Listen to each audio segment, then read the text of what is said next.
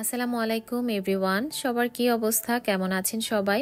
আশা করছি যে যেখানে আছেন সবাই আল্লাহর রহমতে ভালো আছেন এবং সুস্থ আছেন। আমরাও আলহামদুলিল্লাহ ভালো আছি। আজকের ভিডিওটা শুরু করেছি বুধবার সকাল থেকে। আর আমার আম্মু হচ্ছে মঙ্গলবার দিন সকালবেলা বরিশালে চলে গেছে। তো স্বাভাবিকভাবে আম্মু যাওয়ার পরে মনটা একটু খারাপ ছিল। যখন মা কাছে থাকে তখন কিন্তু সব মেয়েদের কাছে অনেক বেশি আনন্দ, অনেক বেশি খুশি লাগে। আর যখন চলে যায় তখন অনেক কষ্ট লাগে। তো এবার আমার আম্মু একটু তাড়াতাড়ি গিয়েছে। তো আব্বু তো অনেক দিন বাড়িতে ছিল। তো আব্বু বাড়িতে থাকার কারণে এবার অনেক সবজি লাগিয়েছে ছাদে। আমাদের বাসার যে ভাড়াটিয়া আছে তাদেরকে পানি দিতে বলেছে। তো তারা তো আসলে ওরকমভাবে টেক কেয়ার করবে না অন্যজনের জিনিস। আর আমার বড় বোনকেও বলেছে। তো আমার বড় বোনের বাসা একটু দূরে, তো প্রতিদিন এসে এসে ওর পানি দেওয়া গাছে এটাও সম্ভব না। তো এই জন্যই আম্মু একটু তাড়াতাড়ি চলে গেছে। আর এই তো আব্বু আছে আর কি। আর বাচ্চাদের তো পরীক্ষা শেষ, আমারও বাড়িতে যাওয়ার একটা চিন্তা ভাবনা ছিল। তবে এই যে আমার বড় ছেলের আর আলবিনার তো পরীক্ষা শেষ হয়ে গেছে, ফাইনাল পরীক্ষা। আর আমার বড় মেয়ে তো ইংলিশ মিডিয়ামে আছে, ওর হচ্ছে মিড টার্ম পরীক্ষা শেষ। তো মিড টার্ম পরীক্ষা শেষ হওয়ার পরই আবার ওর ফাইনাল টার্ম শুরু হয়েছে। তো ওর এখনো স্কুল বন্ধ দেয়নি। আমার বড় মেয়ের হচ্ছে উইন্টার ভ্যাকেশন দিবে, সেটা হয়তো বা 20-21 তারিখের দিকে হবে আর কি স্কুল বন্ধ। তো এর মধ্যে তো আবার জানুয়ারির প্রথম সপ্তাহেই আবার বাচ্চাদের নতুন বছর শুরু হয়ে যাবে, নতুন ক্লাস শুরু হয়ে যাবে। তো খুব বেশি সময় আর কি বাড়িতে গিয়ে থাকা যাবে না। অল্প সময়ের জন্য আসলে যেতেও ইচ্ছে করে না, বাচ্চা কাচ্চা নিয়ে যাব, কাপড় চোপড় অনেক নিতে হবে শীতের সময়। তো সেটাও একটা ব্যাপার। তো এই জন্য কিন্তু খুব কম সময় থাকলে ভালো লাগে না। যদি একটু বেশি টাইম পাওয়া যেত তাহলে হয়তো বা 15-20 দিন গিয়ে থাকতাম, সেটা আলাদা কথা। তো দেখি এখন চিন্তা করছি যে কি করব। আর আমার বড় ছেলে তো একদম পুরো অস্থির বাড়িতে যাওয়ার জন্য, তাকে এখন স্কুল বন্ধ হয়েছে, ঘুরতে নিয়ে যেতে হবে যেখানেই যাই। তো বলতেছে কয়েকদিন ধরে যে চলো দাদা বাড়ি যাই আমরা, আমাদের তো এখন স্কুল বন্ধ হয়ে গেছে। তো যাই হোক, এই তো আমি হচ্ছে সকালের টুকটাক কিছু কাজকর্ম করছি। আর এই বিস্কিটগুলো হচ্ছে রাতের বেলা নিয়ে এসেছিল, তো সকালে এখন বের করে রাখছি। আমার বাসায় প্রচুর পরিমাণে বিস্কিট লাগে। আর এখানে আপনাদের ভাইয়া সুগার ফ্রি বিস্কিট নিয়ে এসেছে। এগুলো আর বাচ্চারা তো একদমই পছন্দ করে না, এটা টেস্টটা একটু অন্যরকম। তো বাচ্চারা খায় না, এটা আমাদেরই খেতে হবে। তো আমি আবার বললাম যে এতগুলো আনলা কেন, 1 প্যাকেট বা 2 প্যাকেট আনলেই তো হতো। তো এখানে বাচ্চাদের জন্য যে বিস্কুটগুলো এনেছে এগুলো আমি একটা বক্সে রেখে দিচ্ছি। বাচ্চাদের জন্য যে বিস্কিটগুলো এনেছে এগুলো দেখা যাবে 2 দিনও যাবে না। আমার বাচ্চাদের যখনই ক্ষুধা লাগে এসেই হচ্ছে বিস্কিট নিয়ে বসবে। তো যারা এই মুহূর্তে আমার ভিডিওটি দেখা শুরু করেছেন তাদের সবার কাছে ছোট্ট একটা রিকোয়েস্ট থাকবে, আমার আজকের ভিডিওর কোথাও কোনো অংশ যদি আপনাদের কাছে ভালো লেগে যায় তাহলে প্লিজ ভিডিওতে একটা লাইক দিয়ে ভিডিওটি কন্টিনিউ করবেন। আপনার একটা লাইক কিন্তু আমার এই ভিডিওটাকে আরও অনেকের কাছে পৌঁছে দিতে সাহায্য করবে। যারা এখনও চ্যানেলটিকে সাবস্ক্রাইব করেনি তাদের কাছে রিকোয়েস্ট থাকবে চ্যানেলটিকে সাবস্ক্রাইব করে আমার পাশে থাকবেন আর আমাকে সামনে এগিয়ে নিয়ে যেতে সাহায্য করবেন। সকালে ঘুম থেকে উঠেই ফ্রেশ হয়ে কিন্তু কিচেনে চলে এসেছি। আর এসেই যে কাজ শুরু হয়েছে, একটার পর একটা কাজ গুছিয়েই যাচ্ছি, তারপরও মনে হয় যে কিচেনের কাজ শেষ হচ্ছে না। এখানে কিন্তু আমি সকালের জন্য নাস্তার জন্য আর কি রুটির ডোটা করে রেখেছি। আর এখন তো বেলা এত ছোট হয়ে গেছে, কাজ একদম শেষই করা যায় না। মনে হয় এই তো কাজ করতে করতে রান্নাবান্না করতে করতেই সন্ধ্যা হয়ে যায়। আর আজকে একজন খালাও আসবে না, যে খালা ঘর মোছে আর কি, সেই খালা আসবে না। সে গতকালকেই বলে গিয়েছে যে তার বাচ্চা অসুস্থ, তো সেই কারণে তাকে নিয়ে ডাক্তারের কাছে যাবে আর কি। তো এই জন্য আসতে পারবে না। তো যাই হোক, তাদের সমস্যা তো দেখতে হবে। তো আজকে আমার ঘর মুছতে হবে। তো সেই চিন্তাও করছিলাম যে আমি সময়ের মধ্যে কাজ সারতে পারবো কিনা, যেহেতু বাচ্চাদের পরীক্ষা আছে, ওদেরকে স্কুল থেকে আনতে হবে। তো বাইরে গেলে তো একদম পুরো 1-1.5 ঘন্টা নষ্ট হয়ে যায় রাস্তায় জ্যামে। তো এই তো এখন হচ্ছে আমি সকালের নাস্তাটা বানিয়ে নিচ্ছি। এখানে আমি লাল আটা রুটি বানাচ্ছি আর হচ্ছে পাশে পেঁপে ভাজি করছি। বাচ্চারা যেহেতু পরীক্ষা দিতে যাবে তো ওদেরকেও একটু নাস্তা খাইয়ে দিব। আমার গত ভিডিওতে নাদির আইডি থেকে আপু কমেন্ট করেছেন, আপু শুকনা মাংসের রেসিপিটা দিতে বলেছেন। তো আমি একটু কনফিউশন আছি যে শুকনা মাংস কিভাবে বানায় সেই রেসিপি চেয়েছেন নাকি বাঁধাকপি দিয়ে যে আমি শুকনা মাংসের রেসিপিটা করেছি ওইটা চেয়েছেন, এটা আমি বুঝতে পারিনি আপু। যদি আপনি শুকনা মাংসের রেসিপিটা চান, ওইটা তো আমি বানাই না, আমার শাশুড়ি মা বানিয়ে পাঠায় সবসময়। তো মাকে জিজ্ঞেস করে তারপর দিতে হবে। আর যদি বাঁধাকপি দিয়ে শুকনা মাংস কিভাবে রান্না করেছি সেই রেসিপিটা চান তাহলে আপু আপনি একটু কমেন্ট করে কষ্ট করে যদি ভিডিওটা দেখেন তাহলে একটু কমেন্ট করে আমাকে জানাবেন। আমি যখন পরবর্তীতে রান্না করব তখন ইনশাল্লাহ দেখিয়ে দেওয়ার ট্রাই করব। তো এর মধ্যে কিন্তু আমি দুপুরে রান্নাবান্নাও বসিয়ে দিয়েছি। আজকে একটু তাড়াতাড়ি করে রান্না করব, আবার মেয়েকে আনতে যেতে হবে, ওর 11টায় পরীক্ষা শেষ। তো তাড়াতাড়ি রান্নাবান্না সেরে তারপর কিন্তু স্কুলে যাব।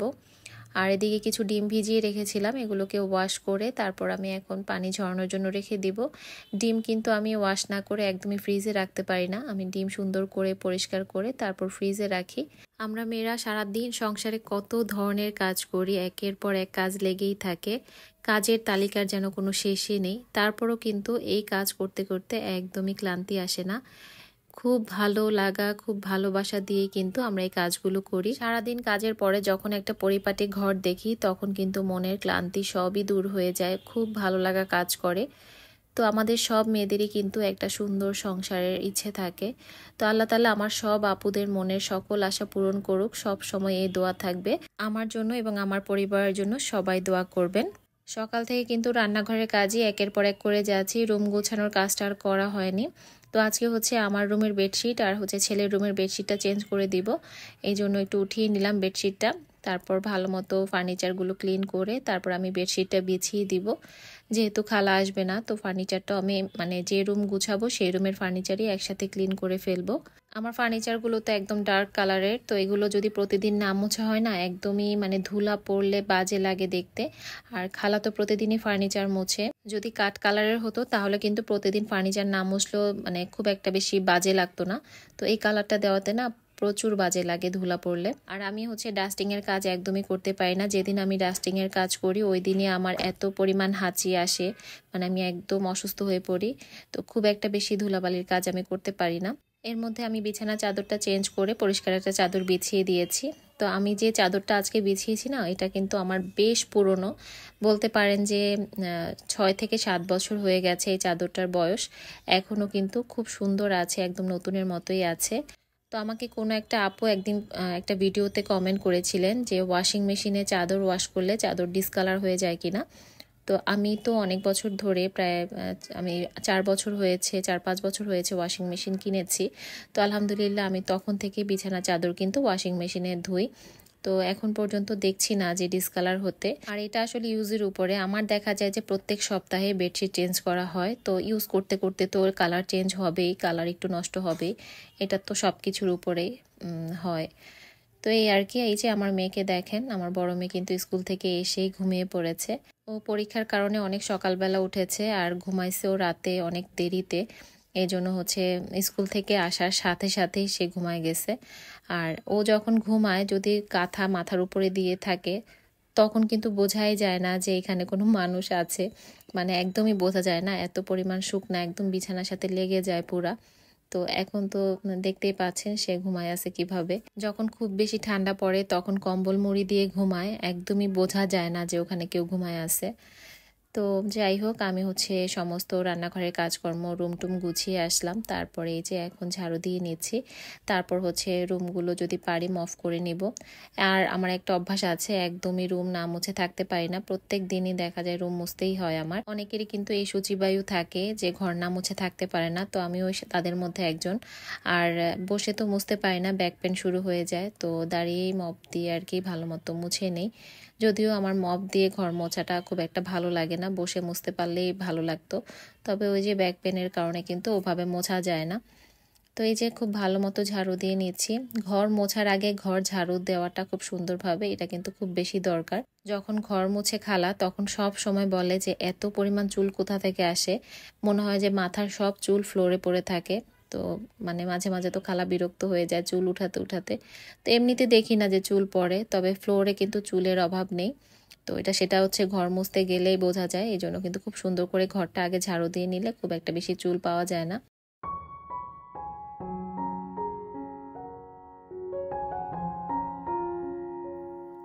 পুরো ঘরটা কিন্তু আমি অফ ক্যামেরাতে মুছে নিয়েছি, সেটা আর শেয়ার করলাম না। আসলে ভিডিও করতে গেলে না কাজে অনেক বেশি দেরি হয়ে যায়, এই জন্য কিন্তু অনেক সময় দেখা যায় ভিডিও না করে অনেক কাজ করে ফেলি। তো এখন সন্ধ্যার দিকে বাচ্চাদেরকে একটু নাস্তা দিব, তো যেহেতু আমি আগে থেকেই সিঙ্গারা ফ্রোজেন করে রেখেছিলাম, তো আজকে কিছু সিঙ্গারা আছে, সেগুলো আর কি আমি এখন ভেজে দিব। আর এই যে সেদিন কাবাব করেছিলাম, সেই কাবাবও কিছু রেখে দিয়েছি, এটা অন্য একদিন আর কি নাস্তায় দিয়ে দিব। যেহেতু সব সময় সন্ধ্যার নাস্তাটা দিতে হয়, তো আগে থেকে এভাবে বানিয়ে রাখলে একদম মানে সন্ধ্যাটা একদম খুব সুন্দর রিল্যাক্সে যায়। ফ্রোজেন করা জিনিসগুলো কিন্তু ফ্রিজ থেকে বের করে সাথে সাথেই ফ্রাই করে নিতে হয়, তা না হলে দেখা যায় একটার সাথে একটা লেগে যায় বা খুলে খুলে যায়। তো আমি কিন্তু ফ্রিজ থেকে বের করে সাথে সাথে একদম ডিপ ফ্রাই করে নিচ্ছি। আমার গত 2-3টা ভিডিওতে ভিডিও রিচ এত বেশি লো হয়ে গেছে যে এখন আর ভিডিও দেওয়ার সেই আগ্রহটা হারিয়ে ফেলছি। আগের মতো ভিডিও দেওয়ার প্রতি আগ্রহ আসে না। এমনিতে যে আহামরি খুব বেশি ভিউ আসে তা না, তারপরও যতটুকু আসছিল আর কি তার থেকেও অনেক কমে গেছে। তো যখন এত কষ্ট করে একটা ভিডিও বানাই, সেটা যদি মন মতো ভিউ না আসে, অনেক বেশি খারাপ লাগা কাজ করে। আসলে সত্যি কথা বলতে ভিডিও দেওয়ার প্রতি আগ্রহ হারিয়ে ফেলি। আমরা যারা ভিডিও বানাই তারাই কিন্তু বলতে পারবো যে কত পরিমাণ পরিশ্রম দিতে হয় এটার পিছনে। কষ্ট ছাড়া কিন্তু কোনো কিছুই সম্ভব না। একটা ভিডিও বানানো, সেটা এডিট করা, ভয়েস দেওয়া, সবকিছু মিলে কিন্তু অনেকটা সময় চলে যায়। আর আমরা যারা সংসার সামলিয়ে কাজগুলো করছি তাদের জন্য তো আরো বেশি কঠিন। তো এখানে আমি ভিডিওটা কিন্তু আবারও পরদিন থেকে শুরু করেছি টুকটাক কিছু কাজকর্ম দিয়ে।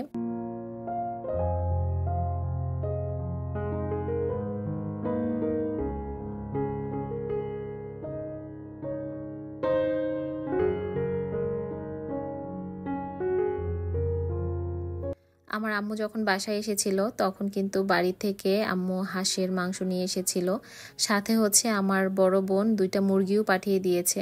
মুরগি না, সরি, 2টা মোরগ পাঠিয়ে দিয়েছিল। আমার বড় বোন হচ্ছে ওর বাসায় নিজে পালে মোরগ মুরগি এগুলো, তো 2টা বড় বড় সাইজের মোরগ পাঠিয়ে দিয়েছে। তো ওই মোরগের একটা মোরগ আজকে রান্না করব।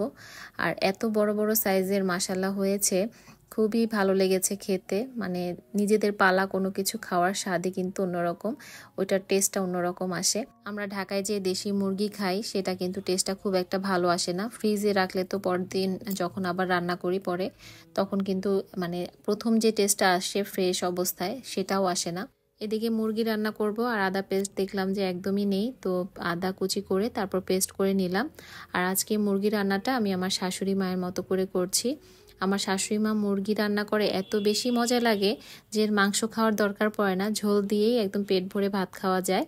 তো রান্না বসানোর পরেই আমার একটা ফোন আসে যে ব্যাংকে যেতে হবে আর কি, একটা কাজে, জরুরি একটা কাজে। তো রান্না অর্ধেক করে আমি হচ্ছে চুলাটা বন্ধ করে চলে যাই ব্যাংকে। পরে এসে আর কোনো কিছু ভিডিও করতে পারিনি। আর ব্যাংক থেকে আসতে আসতেও আমার একটু দেরি হয়ে গেছিল, তো এসে হচ্ছে আমি রান্নাটা পুরো কমপ্লিট করি। কোনো কিছু ভিডিও করারও ইচ্ছে হয়নি, তো এইটুক ভিডিও করেছিলাম, ভাবলাম এই ভিডিওর সাথেই অ্যাড করে দেই। তো যাই হোক, আশা করছি আজকের ভিডিওটা আপনাদের কাছে ভালো লেগেছে। ভালো লাগলে কিন্তু অবশ্যই কমেন্ট করে জানাতে ভুলবেন না। আপনাদের একটা কমেন্ট কিন্তু আমাকে পরবর্তী আরেকটা কন্টেন্ট তৈরি করতে অনেক বেশি অনুপ্রাণিত করে। তো সবাই ভালো থাকেন, সুস্থ থাকেন, আমার জন্য দোয়া রাখবেন। আপনাদের সবার জন্য অনেক অনেক দোয়া রইল। আল্লাহ হাফেজ।